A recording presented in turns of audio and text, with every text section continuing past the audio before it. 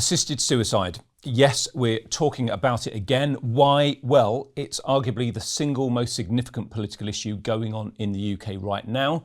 And the Christian Institute and its supporters are right in the thick of the battle against its introduction, either at Westminster via the Leadbeater Bill or in Scotland through Liam McArthur. All the latest information is available on our dedicated web pages and our social media platforms. And it is the Scottish Bill to which we turn our attention today, because stage 2 is over and a whole raft of amendments designed to mitigate some of the worst aspects of Liam McArthur's bill have been blocked. And new ones have been added, so his assisted suicide bill is probably even more dangerous than it was when he started. Incredible though that may sound. With me to talk about what this means in the studio is our Senior Public Affairs Officer, Joanna Timm, and joining us online is Professor David Galloway. Professor Galloway has more qualifications and experience than we have time to list, so I will limit the introduction to saying that he is a consultant surgeon and a former president of the Royal College of Physicians and Surgeons of Glasgow. Professor Galloway, thank you too for taking the time out to speak to us today. Joanna, I want to start with you though, if I may. And first of all, we should just explain that that we don't think, and that is the CI don't think, that there is any version of any assisted suicide bill that could be fit for the statute books, because assisted suicide is morally wrong. But Liam McArthur did say that he was open to making improvements to the safeguards, such as they were. But an amendment to record the cause of death as assisted suicide was rejected. An amendment to allow families to request a review was rejected. An amendment to allow hospices and care homes to opt out was rejected, to name but a few, while one to allow doctors to proactively raise the subject with patients was approved. What was going on at committee? As you said, stage 2 consideration of the McArthur bill has now concluded, and MSPs tabled close to 300 amendments to the bill. 300, that's incredible, yeah. And of those amendments that were actually voted on, twice as many were rejected as were accepted. And it's important to note that some of those amendments that were accepted were tabled by the bill's sponsor, Liam McArthur himself. You noted there some of the amendments that were voted down by the committee, and just to kind of pick up on some of those, as you said, amendments to introduce an institutional opt-out for care homes and hospices was rejected by the committee. Shocking. Yeah. Exactly. And this would have ensured that care homes and hospices are under no obligation to participate in assisted suicide. We know that 96% of palliative care specialists are opposed to legalising assisted suicide, and therefore in the absence of an institutional opt-out, they could be driven out of the sector. Also, there are many people who don't want to live in a place where assisted suicides are taking place, yet in the absence of an institutional opt-out for care homes could find themselves in a place where assisted suicide is happening in the next room. Yeah, it's a scary thought, isn't it? And I'll pick up on that a little bit later on with Professor Galloway.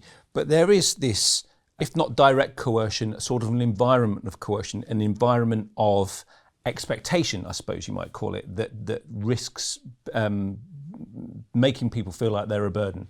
There was actually an amendment that would have required doctors to undergo training in coercive control in domestic abuse, but that was sadly rejected by the committee. That amendment had been drafted by a domestic abuse expert, and we know from domestic abuse charities that they're extremely worried about this legislation, because victims of domestic abuse could be driven to assisted suicide either because they see no other way out of their abuse, or because they're convinced by their abuser that they're worthless and therefore should opt for assisted suicide. 300 amendments is a lot to get through. Did it take a long time? Well, sadly, very little time was given to debating these amendments, a mere 16 and a half hours.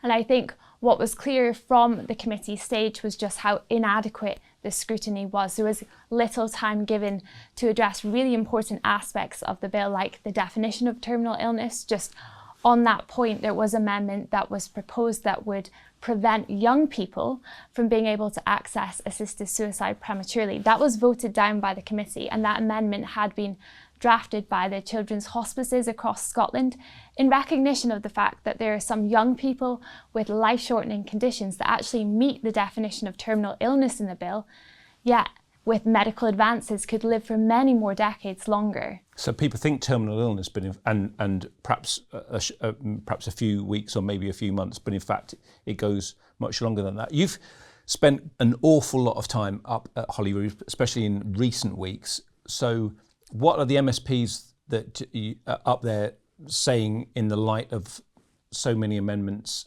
being turned down, the speed at which it's been put through? What are they talking about? How are they reacting to it?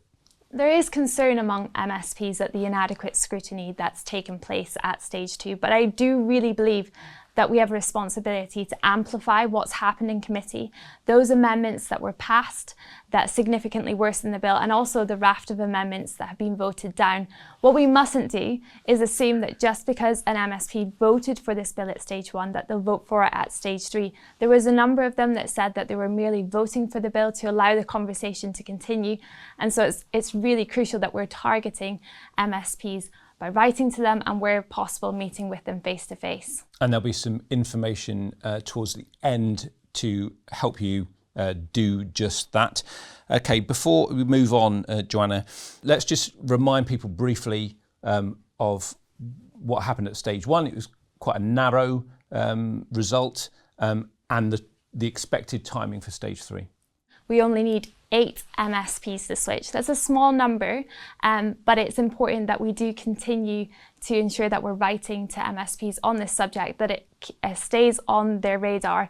As you said, stage 3 is the next stage. We expect that to be in the new year. We don't know when yet, but we're about to head into an election year. MSPs will be hearing from constituents on a broad range of issues, and it's important that this remains at the top of the list, that they're hearing from concerned constituents and that we're using every opportunity that we have to amplify what's gone on, the inadequate scrutiny and how rushed the process has been.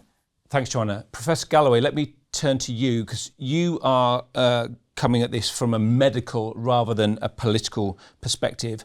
So let's dive right into 2 of possibly the biggest arguments that are put forward by those who are advocating for this bill. The first is that patients have autonomy, and if they want assisted suicide, they should get assisted suicide. If they want help to kill themselves, they should get the help to kill themselves. The other is that it's the compassionate thing to do. How do you respond to these arguments?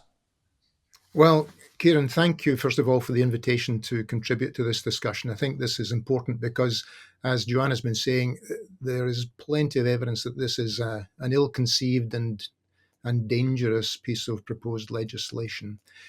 Just to directly take your thoughts about choice, clearly choice is an important aspect of medical ethics, and there's no doubt about that. Patients have autonomy. They have a great deal of autonomy to have a measure of determination over the kind of options that are available to them and the kind of treatments that they may wish to subject themselves to.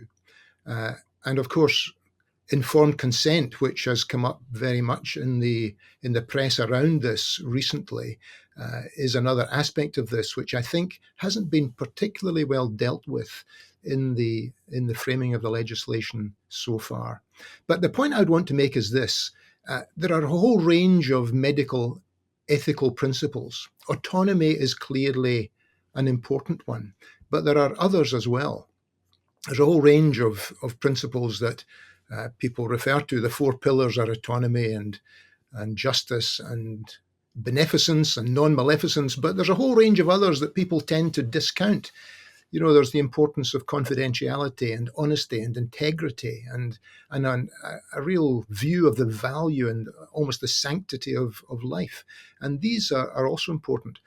As far as the choice is concerned, here is my problem. The problem is that when my choice may have a harmful effect on others, because we don't operate as purely as individuals in this scenario, then that choice perhaps ought not to have the same degree of freedom that we might, first of all, expect. And of course, the mantra that we hear from those who are very keen on assisted suicide is that it's their choice. The problem is when their choice might impact adversely on people in other vulnerable groups. And in particular, I think of those in various disability groups, people who are vulnerable because of age or because of subliminal or subtle coercion that's extremely difficult to detect, then surely that choice ought to be brought under some measure of control. It's important, but it's not all important. So that's the first point I would make about And disability about groups choice. are against this, Professor Galloway, aren't they? Yeah, completely. I'm not aware of any disability organisation that is pro-assisted dying. In fact, in the Scottish context, just very recently, we've had one of the high-profile MSPs, Pam Duncan-Glancy, who is dealing with a condition with which she lives, and she lives, albeit very successfully, but a condition which inevitably, in her view, will potentially limit the duration of her life. And so she feels that this legislation would put her in the crosshairs in a sense. And so, it's for exactly that sort of reason that that we need to be very careful about this. I mean, the bill sponsors have made a particular play of indicating how safeguards in their particular version of the legislation is just above and beyond anything that might be expected, when the reality is that the absolute opposite applies. These safeguards, especially when you view them in the light of a background of equality legislation, just become nothing more than barriers to be pushed aside. And that's been the experience in the Netherlands. It's been the experience in Canada in a very contracted period of time. And inevitably, since that has been the pattern in every other jurisdiction, that will be the pattern with this legislation as well. Yes, the slippery slope is real. So talk about the compassion argument then, Professor Galloway, because that's the other one that always goes along with autonomy, that this is the compassionate thing to do. Yeah, that's right. People talk about the importance of suffering.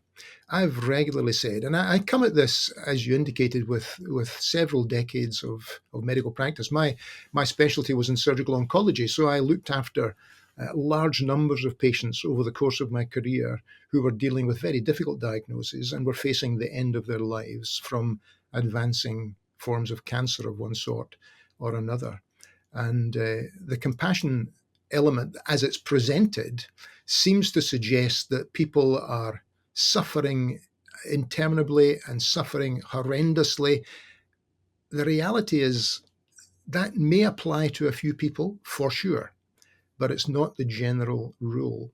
The general rule is that with good and effective palliative care, and admittedly there may be an access issue as we look at the nation as a whole, but with good palliative care, symptom control can be managed really very effectively indeed. And pain here is absolutely not the issue. Pain control is a fear for people, but in reality, it is not the issue for which people are signing up for a premature end to their life. So this used to be called, back in the day, it would be called mercy killing. When you look at the actual techniques involved, this is hardly merciful. It was pushed, of course, historically by the Voluntary Euthanasia Society, now called the Campaign for Dignity in Dying.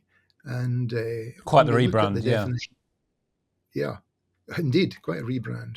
But dignity is sadly lacking when you look at the kind of mechanisms that are proposed in the legislation, both north and south of the border, where people have to self-administer toxic, indeed lethal medication, which is very difficult to take. It is associated with a very high likelihood of most unpleasant symptoms, with nausea, vomiting, difficulty sometimes with seizures. I mean, these are drugs which are absolutely noxious and very difficult to manage. This is very different from the kind of idea, the kind of romantic notion that it's only a lethal cocktail of drugs or some kind of approach like that can deliver a beautiful and serene and peaceful death. That's just a romantic fantasy. What we're talking about is something which is utterly undignified at the end of the day. And of course, the sad thing is that the general population who perhaps may be in favor of the principle of this,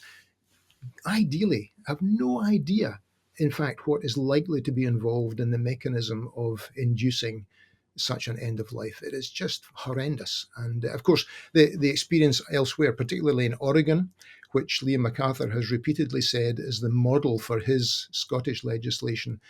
The situation there is that a significant percentage of people have real difficulties and complications as far as achieving any kind of rapid or dignified death. That's just not been the case at all. You touched there on public understanding and public awareness, and of course I think it's well understood now that if you ask people the right kind of questions and use terminology like assisted dying, people don't actually understand what assisted dying is.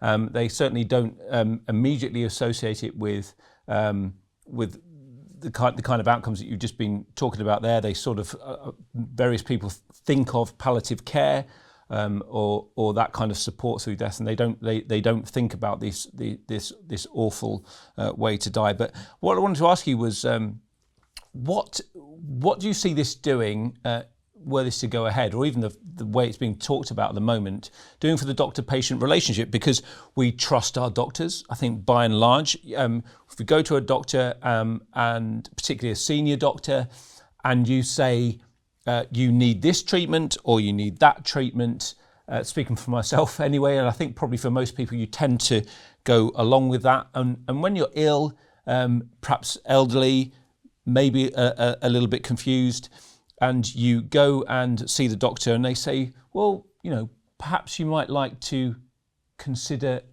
assisted suicide. What is that going to do for the doctor-patient relationship? It can't be good, can it? Well, I mean, clearly not. First of all, let me just pick up the point you made about what the public understand. Mr. McArthur has repeatedly said that somewhere in the range of 78 to 80% of Scots support his bill for assisted dying. The problem is what they support, and research has borne this out, they think that involves turning off life support or applying a do not resuscitate order or stopping treatment, which is futile. All of these things already happen. All of these things are already legal. And so the understanding that this is what's involved is just quite misguided.